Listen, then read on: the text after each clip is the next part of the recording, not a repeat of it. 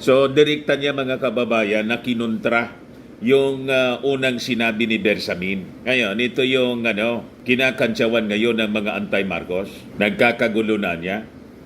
Sabi ni Bobby Tiglao sa kanyang kolumn po sa Manila Times, wala na niya tayong leader.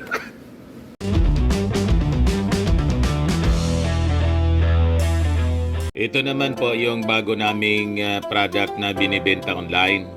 iGlow Serum, whitening po siya. Tingnan ninyo yung epekto sa aking anak na architect before and now. Yung mga inquiries po ninyo, dumiretso na lang kayo sa kanyang Facebook account, Riz Maravillas. Nagpipiesta baga niya, Mr. Maravillas, ngayon yung mga critics ng ating Pangulo, lalo na yung mga pro-China. Kasi lumalabas, hindi magkasundo yung ating mga officials, lalo na si Executive Secretary Lucas Bersamin, na ngayon na kinontra ni Gibo. Di magpiesta-piesta sila, itong mga pro-China. Normal naman po ang ganon, na minsan, tao lang po nagkakamali, sabihin pa mga officials yan ng ating gobyerno. Ang importante po, yung pagkakamali, itinama agad ng ating Pangulong Bongbong Marcos. And ngayon nga po, sa pamamagitan ni Defense Secretary Gibo Teodoro, itinama yung unang statement po ni Executive Lucas Bersamin na yung nangyaring ayungin incident po ay isang aksidente at misunderstanding lang. And in fact, matapos mga kababayan na makausap ng ating Pangulong Bongbong Marcos, yung mismong mga sundalo, di ba binisita niya with Defense Secretary Gibo, yung mga tropa natin sa Westcom, itinama niya kaagad yung naging unang statement po ni Lucas Bersamin na misunderstanding lang at aksidente yung nangyari, hindi sinadya. Sabi ng ating Pangulo, intentional niya, illegal yung ginawa ng Chinese Coast Guard sa ating tropa at matigas yung kanyang mga pahayag. Kailanman niya hindi tayo magpapaapi. Kailanman niya hindi tayo magpapaapi, sabi ng ating Pangulong Bongbong. So, hindi dinidi-escalate ng ating Pangulong Bongbong Marcos, kundi sinosustain niya yung paninindigan na ilalaban natin sa tamang pamamaraan ang ating sovereign rights. Madaling sabi, mali yung naging statement ni Bersamin. Siguro, hindi siya authorized na magsalita in interview ng palabas siya ng statement. Pero ang importante mga kababayan, itinama na ngayon kasi tama yung statement ng isang defense analyst, si Antonio Custodio. Sabi niya, calling Ayungin incident an accident sends the wrong message. Ayan po. Executive Secretary Lucas Bersamin toned down rhetoric on the recent clash between Philippine troops in Chinese Navy personnel near Ayungin Shoal could be used by Beijing against Manila. Sabi po ni Defense Analyst and Military Historian Jose Antonio Custodio. Kasi sinabi ni Bersamin, who chairs the National Maritime Council, na yung Ayungin incident daw po could probably be a misunderstanding or an accident. So sabi po ni Custodio, there is so much damage to that because remember, ang tingin ng Chinese sa atin, duwag. Yan ang tingin nila sa mga Pilipino, sabi ni Custodio. So isipin ng mga inchik, duwag tayo. Do not explain for the Chinese. Yung messaging dapat, despite China's provocations, we remain steadfast in defending our country.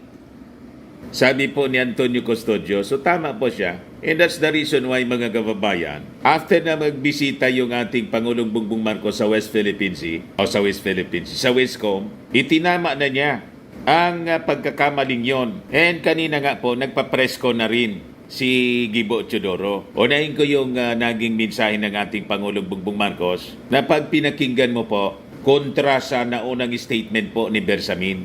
Iyan po siya mga kababayan. I salute the 80 officers and troops who sailed the waters and exercised the greatest restraint amidst intense provocation. You demonstrated to the world that the Filipino spirit is one that is brave, determined, and yet is compassionate. I reassure you that you have the entire nation behind you, praying for your safety, praying for your success. The Filipino people is grateful for your dedicated service and to the families that support you. Let me, of course, mention Seaman First Class Underwater Operator Jeffrey Facundo, who was harmed and was injured in the recent incident.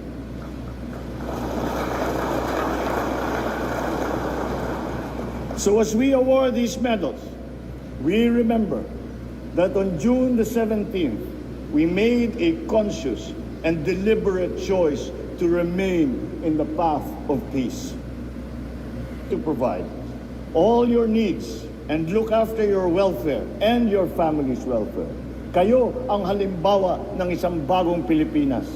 Kayo ay isa sa aming inspirasyon para lalo pang pagbutihin ang aming sinumpang tungkulin. So yan po ang matigas na pahayag ng ating Pangulong Bongbong Marcos. Ngayon, yung pagkakamaling yon, sa naging statement po ni Bersamin, binigyan pa ng diin ngayon sa naging papreskon ni Secretary Gibo Teodoro. Sabi ni Gibo, it's not only a simple misunderstanding. Gibo slams China's illegal use of force in Ayungin. So sabi diyan, Defense Secretary Gilbert Teodoro Jr. said the government made the conclusion following President Ferdinand Marcos Jr.'s visit to Western Command o Westcom on Sunday, where he met with the soldiers involved in the rotation in resupply or RORE mission hijacked by China's Coast Guard. So sabi niya, we see niya the latest incident in Ayungin not a misunderstanding or an accident. It is a deliberate act of the Chinese officialdom to prevent us from completing our mission, sabi po ni Teodoro. So, direkta niya mga kababayan na kinontra yung unang sinabi ni Bersamin. Ngayon, ito yung kinakantsawan ngayon ng mga anti-Marcos. Nagkakagulo na niya. Sabi ni Bobby Tiglao sa kanyang column po sa Manila Times, wala na niya tayong leader.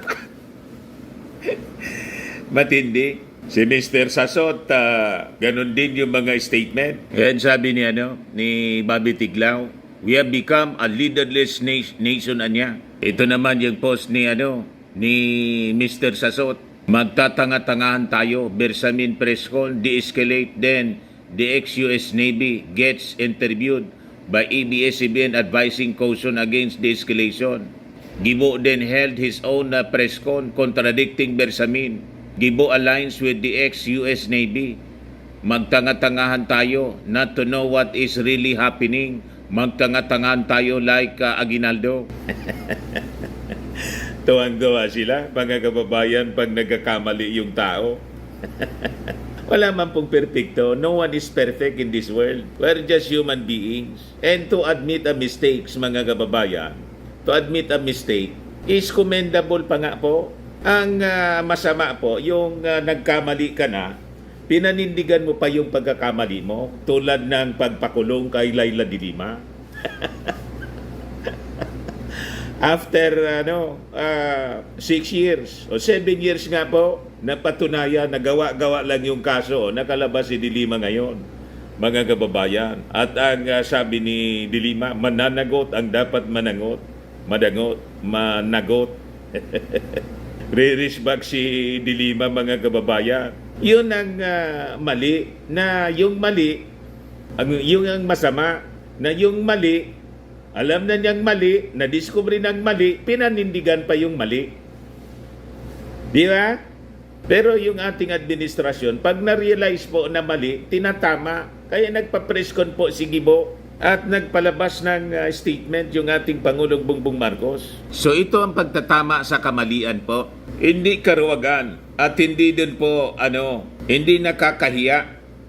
Yung pag nalaman mo, na-realize mo na mali yung unang mong ginawa, unang mong pinalabas na statement at itinama mo, hindi po yun nakakahiya. It is commendable pa nga kasi marunong kang tumanggap ng kamalian. May mga kasabihan tayo dyan, mga kababayan. Sabi nga, a man must be big enough to admit his mistakes, is smart enough to profit from them, and strong enough to correct them. Sa mga strong people lang po, and smart people, at totoong lalaki, man enough. Hindi tulad ni Mr. Sasot, na isang man, nagpapakilawalang woman. Di ba? Misrepresentation. Kaya tawag ko sa kanya para hindi malito yung mga tao, Mr. Sasot. Nakabihis siya ng pambabae. Pero ang tawag ko sa kanya, Mr. Sasot, kasi lalaki siya. Yung kamalian sa kanyang pagkatao, hindi niya ma-admit he's not man enough. He's not smart. He's not strong enough na akuin ang isang kamalian. Sabi dito sa kasabihan, mga kababayan, ulitin ko, basahin ko sa inyo. A man must be big enough to admit his mistakes, is smart enough to profit from them, and is strong enough to correct them. Ano pa ang kasabihan about mistakes? The secret of success lies in realizing one's mistake, understanding where one went wrong, and taking steps to rectify that mistake.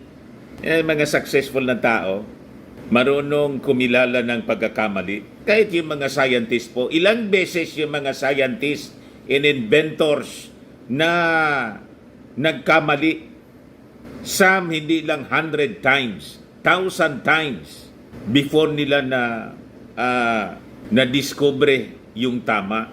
Di ba? Hindi lang sila tumitigil para ma-perfect yung kanilang invention. Mali-mali muna. Di ba? Ganun ang buhay sa mundo. Sabi ko nga, ang masama po, yung may namatay na 20,000 sa AJK, na alam nating mali, ayaw tanggapin nilang mali. Pinaninindigan nilang tama. At ngayon, nakalabas na si Laila de Lima. Ha? Kaya sabi ni Laila de Lima, kayo ngayon ang mananagot sa mga kasalanan ninyo sa taong bayan.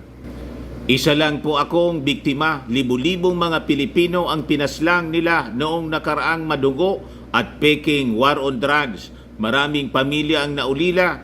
Yung iba nga, hindi pinatay pero nabubulok naman sila sa mga kulungan dahil sa mali at baluktot na pagpapatupad ng batas. Isa po ako sa mga nakadanas niyan nang walang katuturang pagpapakulong.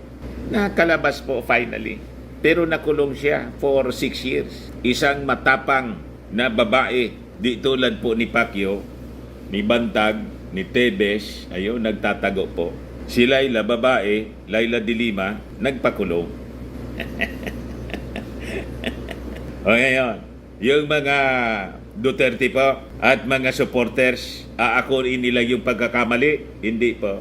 Paninindigan nila ang kanilang pagkakamali. Sasabihin nila tama. Yung husgado na yung nagsabi na mali kayo. Gawa-gawa lang yung kaso. You see? Inimbento lang. Pero ito po na naging pronouncement ni Lucas Bersamin na kinontra ni Gibo, pinalaki ninyo agad na mali-malian niya yung Palasyo Malacanang. Hindi kayo nagkamali. Buti nga yung Palasyo Malacanang, itinatama yung mali. Balikan natin yung kwento. Tungkol sa Rore na sabi ni Lucas Bersamin, i-announce daw. Sabi ni kinontra naman po ni Gibo, hindi niya i-announce. O di ba? Ibig sabihin, yung ating mga security officials, kasi wala mang background na gano'n. Abogado, justice po siya, Supreme Court Justice. Iba naman yung expertise ng ating mga security officials. So, itong pagkakamali ni Lucas Bersamin, siguro, sir, next time, before kang huwag nagmamadali sa pagpapalabas ng mga statements. Sabi baga sa kanta, wise men say, Only fools rush in, only fools daw. Yung mga mangmang ang nagmamadali palagi. So, anyway, hindi ka man matawag ng mangmang kasi Supreme Court Chief Justice ka nga po dati. Kaya lang, sabi nga po, pantas ka man at di lang paham, mayroon ka ring hindi alam. So, ipaubayan natin po itong pagdating sa mga security concerns. We have our security officials. Sila yung dapat na magsasalita. Ikukonsulta natin sa kanila kasi sila yung malawak yung pagkaunawa. Kanya-kanya tayong expertise, di ba? So anyway, ganun talaga, nagkamali. So sabi ni Gibo, after our visit to our troops in Palawan yesterday, where the President personally talked to the troops involved in the RORE, we have come to a conclusion niya that it was not a misunderstanding or an accident. We are not downplaying the incident. It was an aggressive and illegal use of force. Meanwhile, Teodoro said the Philippines will continue in carrying out RORE mission on a regular basis but will no longer announce its schedule. Sabi niya, we reiterate that we seek neither permission nor consent from anyone in performing our sworn duties in the West Philippine Sea, sabi po ni Gibo. Kasi sinabi po ni Lucas Bersamin last week na i-announce daw. Yun na pag-usapan daw sa council meeting, maritime council meeting, pero subject to the approval niya ng ating Pangulo. So ibig sabihin, dinis-approve yun ng ating Pangulo. Kaya ito na yung naging statement po ni Gibo. Ayos na tayo pa, mga kababayan. Hindi kayo uubra sa mga pangangantsaw ninyo, nakala ninyo sa sarili ninyo, napakarurunong ninyo at mga perpekto kayo. Tingnan nga ninyo yung sarili ninyo. Yung sarili nga ninyo, isa ng pagkakamali. Di ba? Diyan ka, lalaki ka, magdamit kang babae, isa ng pagkakamali yon mga kababayan. Ibig sabihin, di mo kilala yung sarili mo. At yung pagkakamali, ayaw mong itama. Di ba? Sino maniniwala sa ganong mga political analyst na hindi mo nga maayos yung pagkatao mo, yung bansa pa? Sarili mo nga hindi mo maintindihan, yung bansa pa, maniwala sa'yo. Di ka nga naniwala sa sarili mo na isa kang lalaki. Paano maniniwala yung mga mamamayang Pilipino sa mga sinasabi mo na unang-una, sarili mo, confused ka? Ayan man lang po, mga kababayan. Ako po si Dante Maravillas. Bye-bye po. God bless.